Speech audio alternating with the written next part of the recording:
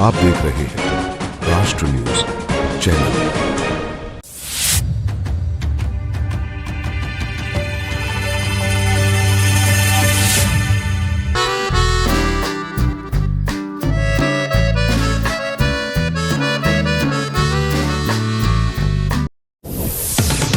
मेवाड़ की बात, जिले के प्रमुख के तौर पर यदि बात करें तो जिला कलेक्टर का सबसे अहम योगदान रहता है। एक शहर के, एक जिले के विकास के लिए कार्य अनुभव की बहुत ज़्यादा ज़रूरत पड़ती है और आज हम इसी को लेकर डिस्कस करने जा रहे हैं। यदि बीते 1 से 1.5 दशक के बीच के लोगों का कार्य अनुभव जो राजकीय सेवाओं में रहते हुए विभिन्न क्षेत्रों में सेवाएं देते रहे हैं, ऐसे में उनके रिटायरमेंट के बाद उनका कार्य अनुभव किस तरह से इस शहर के लिए काम आ सकता है, इसके लिए एक अलग से विंग तैयार की जा सकती हैं और ये सारा जो काम है वह जिला कलेक्टर के निर्देशन में पूरा किया जा सकता है और इसके जो कार्य क्षेत्र का अनुभव है वो समय समय पर उदयपुर शहर के डेवलपमेंट के लिए काम आ सकता है।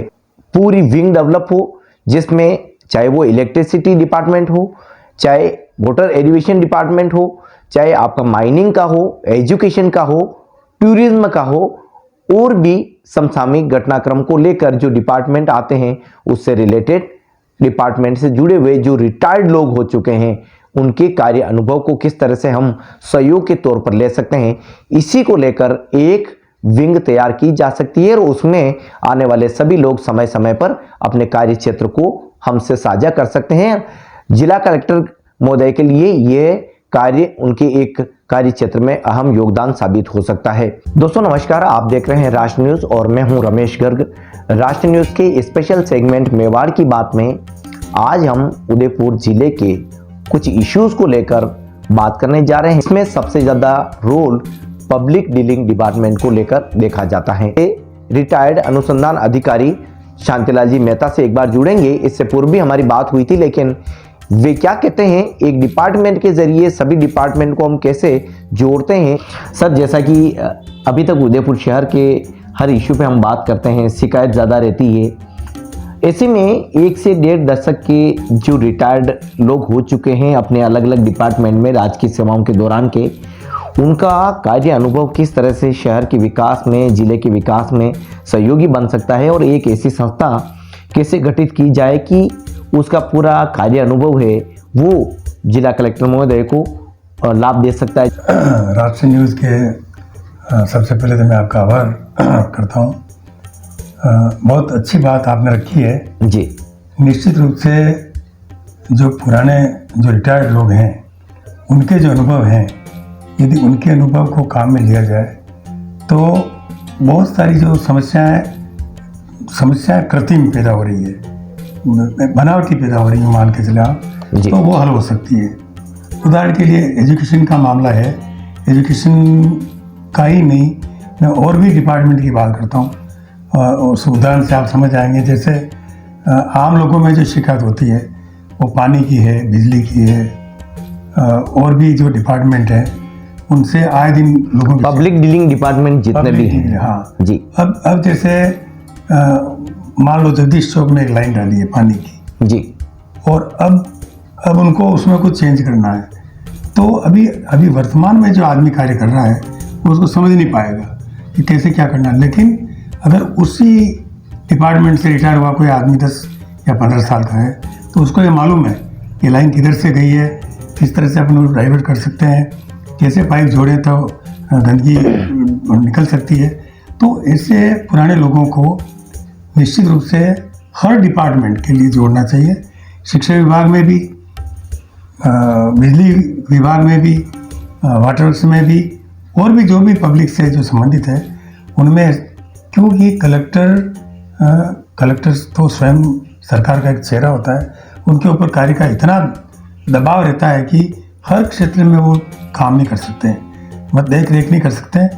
लेकिन वो चाहें तो एक ऐसी टीम गठित करें पुराने रिटायर्ड आदमी की, 1 से 1.5 दशक के बीच में जो हुए हैं रिटायर्ड, और उनसे फीडबैक लें जी, और उनसे जो नया काम हो रहा है वो उनकी निगाह में भी डालें कि आप जाकर के देखें कि उसमें कैसे क्या कुछ हो सकता है। तो मैं सोचता हूँ कि बहुत सरलता से काम हो जाएगा, और जो व्यवधान पैदा हो रहा है या जो व्यर्थ का रुकावट जो पैदा हो रही है वो समाप्त हो जाएगी। जी। और इससे एक काम ये होगा कि कलेक्टर साहब का भी बहुत सारा काम हल्का हो जाएगा, क्योंकि वो इतना बहुत सारा काम नहीं देख पाते हैं। जी। तो इससे डिपार्टमेंट को भी मदद मिलेगी, आम पब्लिक को भी बहुत बड़ा सहयोग मिलेगा, और कुछ अच्छा कर पाएंगे। जी चाह रहे हैं आप। अब जैसे आप एजुकेशन डिपार्टमेंट से रिटायर्ड हुए हैं, आपको कितना वक्त हुआ है रिटायरमेंट का? मेरे को 25 साल हो गए। 25 साल।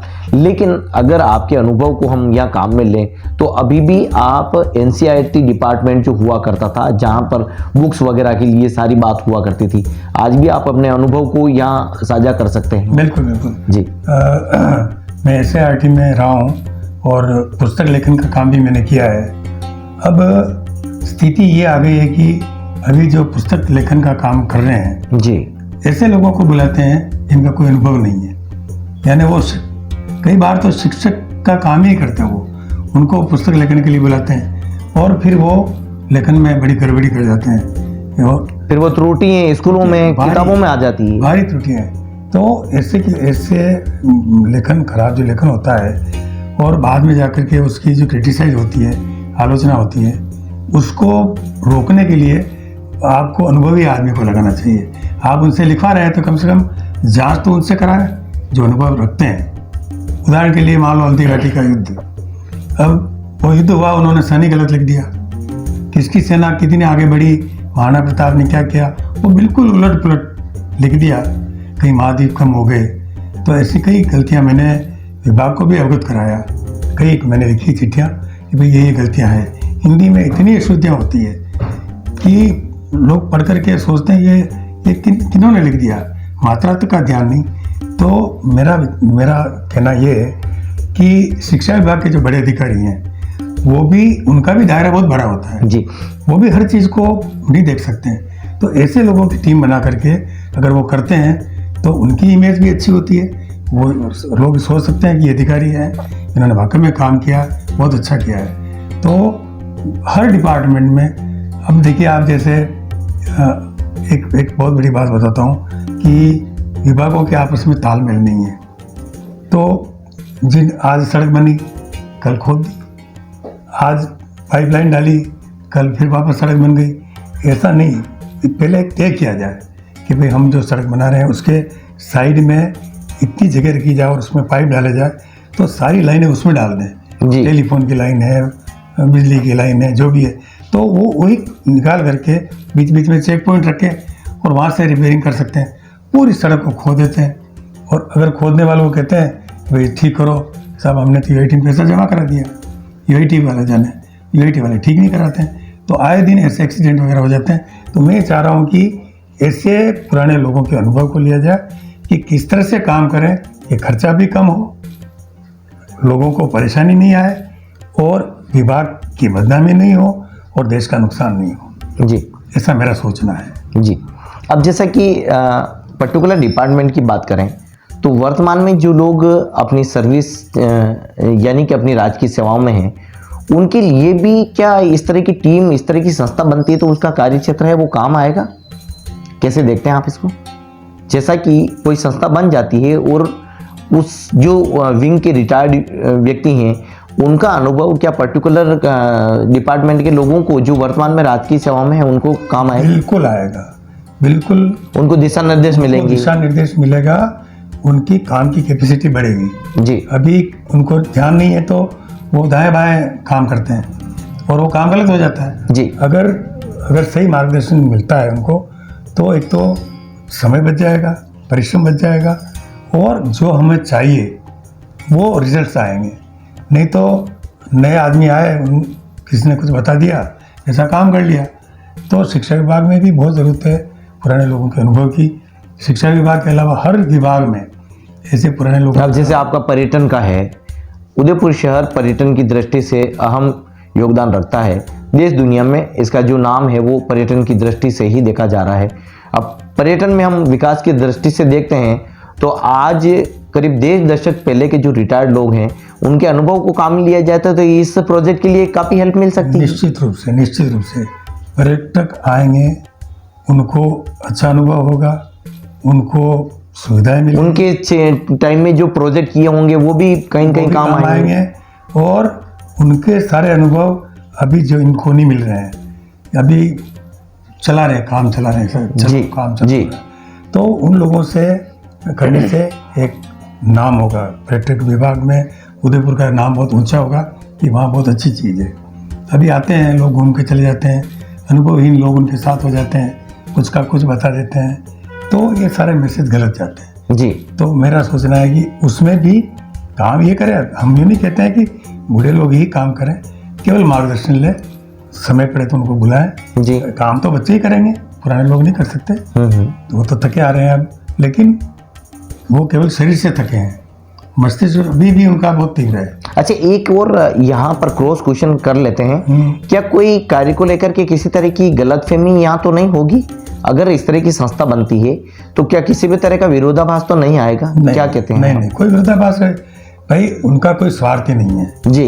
रिटायर्ड आदमी शांति से बैठा है, उसका कोई स्वार्थ नहीं, वो चाहता है कि हर काम अच्छा हो, हर काम की क्वालिटी हो जी। तो वो उसके मन में एक ऐसी पीड़ा है जी। या मन में वो चाहत है, तो वो अपनी चाहत को पूरी करने के लिए अच्छे काम करेगा, और सामने वाले जो नए जो काम करने वाले हैं उनको तो बहुत बड़ा मार्गदर्शन मिल जाएगा। जी। अब जैसा कि हम राजस्थान में या हम भारत की बात करते हैं तो जितनी भी, चाहे वो AI टेक्नोलॉजी क्यों नहीं आ गई हो, लेकिन जुगाड़ प्रोसेस आज भी हमारे लिए सबसे कारगर साबित हैं। ऐसे में जब एक बड़ी क्रांति AI की देख रहे हैं, डिजिटल मीडिया की देख रहे हैं, डिजिटल प्रोसेस को देख रहे हैं, तो दूसरी जो प्रोसेस है वो जुगाड़ की प्रणाली भी हमारे लिए कारगर साबित होती है। तो ऐसे में कुल मिला के ये कहा जा सकता है कि कार्य अनुभव के जरिए हम समाज में एक नया प्रयोग दे सकते हैं। लेकिन कहीं कहीं आज कार्य क्षेत्र में देरी की कमी हम देख पाते हैं युवा पीढ़ी में, खासकर जनरेशन में। तो ऐसे दौर में आप क्या कहते हैं? वर्तमान में जो नए नौजवान काम कर रहे हैं, दरअसल में देरी की कमी आने का एक कारण है, एक तो उनके ऊपर काम का दबाव बहुत है जी।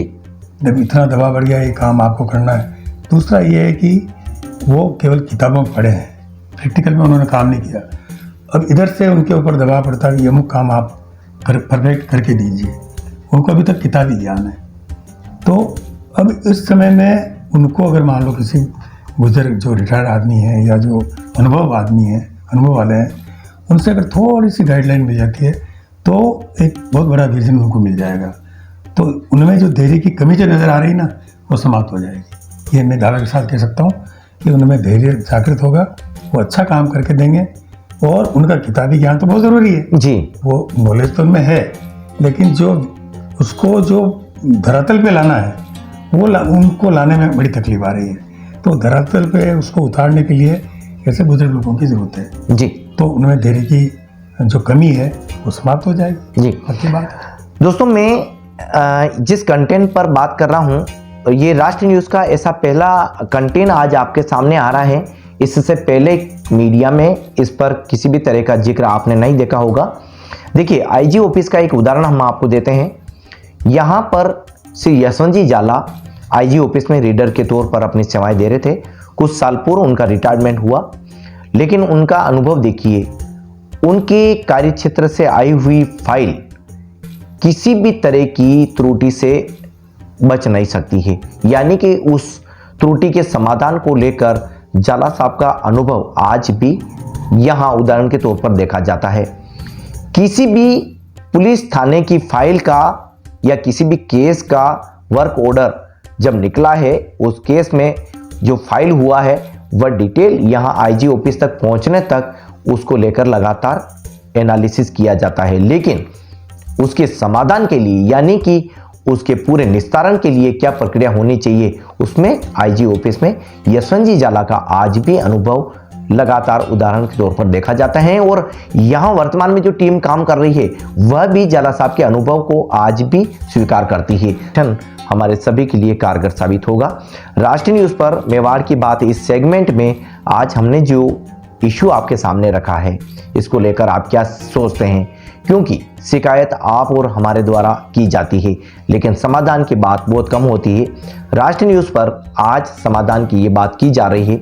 इस इश्यू को लेकर जो हमने विचार आपके सामने रखे हैं, इसको लेकर आप क्या सोचते हैं? चैनल के कमेंट बॉक्स में राय ज़रूर दीजिए। और शायद ये विचार आपको सही लगते हैं तो हम सोचते हैं कि कलेक्टर साहब को भी ये विचार कारगर साबित होंगे। उनके निर्देशन में यदि एक इस तरह की संस्था बनेगी जिसमें 1 से 1.5 दशक के दौर के जो राजकीय सेवाओं में लोग रहे हैं, उनके रिटायरमेंट के बाद के उनके कार्य अनुभव किस तरह से अब हमें और दोबारा उपयोगी साबित हो सके, इसके लिए बात होगी। यहाँ में एक बात जी बता दीजिए कि कुछ राय, जैसे एक चौपाल करके हमारा ग्रुप हुआ है, जी उदयपुर चौपाल जो चलता है, सोशल मीडिया ग्रुप है, उसका मैं भी मेंबर हूँ। कई बार मैं उसमें भी अपनी राय लिखता हूँ जी, और मुझे बहुत खुशी है कि चौपाल की बात कभी कभी अफसर सुन लिया करते हैं जी, कभी कभी ये बात कलेक्टर साहब तक भी पहुँचती है और खुशी तब होती है जब समाधान हो जाता है। समाधान हो जाता है। तो चौपाल भी जैसे एक बहुत बड़ा माध्यम है जी, इसको भी सरकार प्रमोट करे, उसको महत्व दे। सरकार का मतलब उदयपुर जी, लोकल प्रशासन, कि भाई चौपाल में कोई बात आ रही है, बहुत सारी बातें।